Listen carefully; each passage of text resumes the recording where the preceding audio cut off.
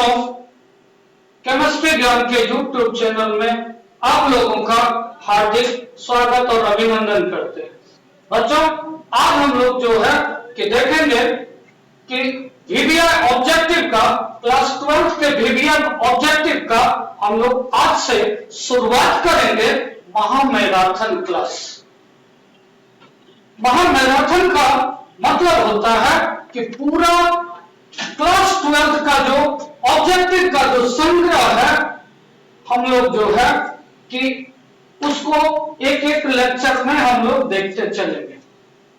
तो यहां बच्चों कि यहां लिखा हुआ है कि वीवीआई, वीवीआई का मतलब होता है कि वेरी वेरी इंपॉर्टेंट। बच्चों, आज से हम लोग ये नहीं पढ़ेंगे कि वेरी वेरी इंपॉर्टेंट नहीं पढ़ेंगे, हम लोग पढ़ेंगे कि वीवीआई का मतलब होता है कि भूलल भटकल एबे कर। क्या बोले कि भूलल भटकल एबे कर। तो बच्चों, आप लोग जो है कि इस चैनल को अपने दोस्तों के साथ, अपने साथियों के साथ शेयर करेंगे ताकि उन लोगों को भी इसका बेनिफिट मिल सके। तो चलिए बच्चों, आज हम लोग महामैराथन की शुरुआत करते हैं और उसमें हम लोग देखते हैं कि पहला क्वेश्चन हम लोग देखते हैं कि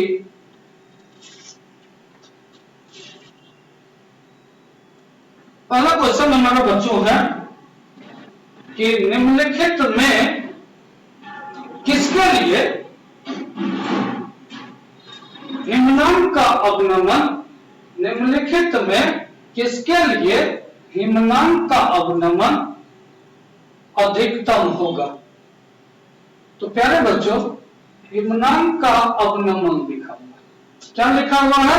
हिमनद का अवनमन। हिमनद का अवनमन का बच्चों हिंदी होता है, इंग्लिश होता है कि डिप्रेशन ऑफ फ्रीजिंग पॉइंट। क्या होता है? Depression of freezing point. तो कहता है कि किसका फ्रीजिंग पॉइंट सबसे अधिक होगा। तो प्यारे बच्चों कि हम लोग देखते हैं कि फ्रीजिंग पॉइंट को जो है हम लोग डेल्टा टीएफ के द्वारा सूचित करते हैं। किसके द्वारा? डेल्टा टीएफ के द्वारा सूचित करते हैं। और डेल्टा टीएफ क्या होता है कि डायरेक्टली प्रोपोर्शनल होता है concentration in molarity, concentration in molarity. या और हम लोग देख लें तो डेल्टा टीएफ बराबर, हम लोग समानुपाती को हटाएंगे तो हम लोग एक कांस्टेंट देंगे और कांस्टेंट हम लोग के लिखते हैं, चूंकि फ्रीजिंग पॉइंट कांस्टेंट है तो केएफ कंसंट्रेशन इन मोलारिटी। ये हमारा बच्चों फॉर्मूला।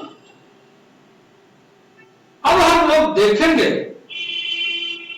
कि हमको निकालना है हिमनद का अवनमन किसका अधिक होगा।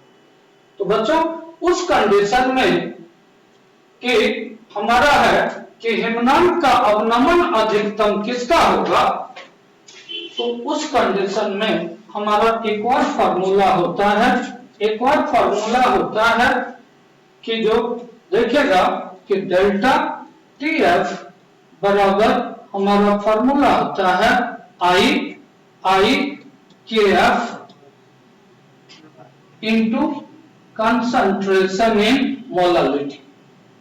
चलिए बच्चों, अब हम लोग देखेंगे कि हिमनद का अवनमन या डिप्रेशन ऑफ फ्रीजिंग पॉइंट उसी का अधिक होगा जिसके आई का वैल्यू सबसे अधिक होगा।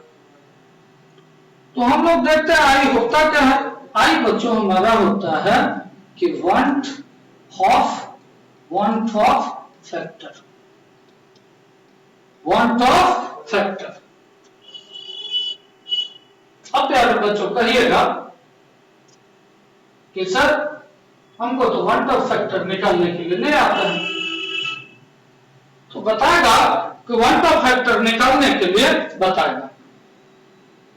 तो चलिए हम लोग देखते हैं, आई का वैल्यू हम लोग निकालने के लिए सीखते हैं। तो हम लोग इसका ऑप्शन से ही हम लोग देखते हैं कि पहला हमारा ऑप्शन ए है, पहला हमारा ऑप्शन ए है कि जो ऑप्शन पहला हमारा ऑप्शन ए है, ऑप्शन ए में दिया हुआ है K2SO4।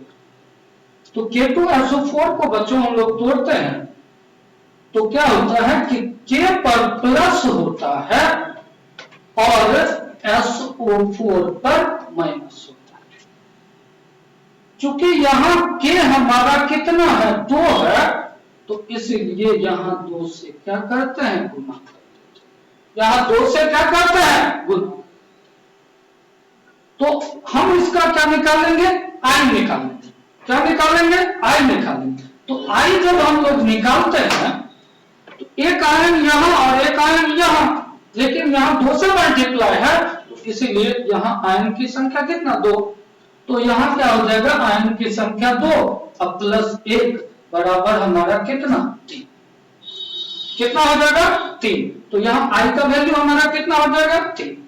उसी तरह से हम लोग देखते हैं, उसी तरह से हम लोग देखते हैं कि ऑप्शन नंबर बी पर, ऑप्शन नंबर बी पे बच्चों हम लोग देखते हैं कि ऑप्शन नंबर बी में हमारा है NaCl। क्या है, NaCl। NaCl को हम जब वाटर में डिसॉल्व करते हैं या NaCl को जब हम लोग तोड़ते हैं तो क्या होता है, Na पे क्या +7 और Cl पे क्या -7। तो वन टॉप फैक्टर आई हमको निकालना है, आई निकालना है। तो यहां आयन की संख्या कितना, 1, यहां भी कितना, 1, तो 1 और +1 बराबर कितना, तो वन टॉप फैक्टर आई का वैल्यू हमारा कितना है, 2। उसी तरह से हम लोग ऑप्शन नंबर सी पे हम लोग डिस्कस करते हैं। ऑप्शन नंबर सी पे हम लोग डिस्कस करते हैं तो हमारा है यूरिया। तो यूरिया का बच्चों फार्मूला होता है कि NH2CO NH2। और जब इसको हम यूरिया को वाटर में डिसॉल्व करते हैं तो यह क्या होता है, किसी भी आयन में नहीं टूटता है। इसीलिए यहां जो है आयन की संख्या कितनी होगी, 1। कितनी होगी, 1 होगी। तो आई बराबर हमारा कितना।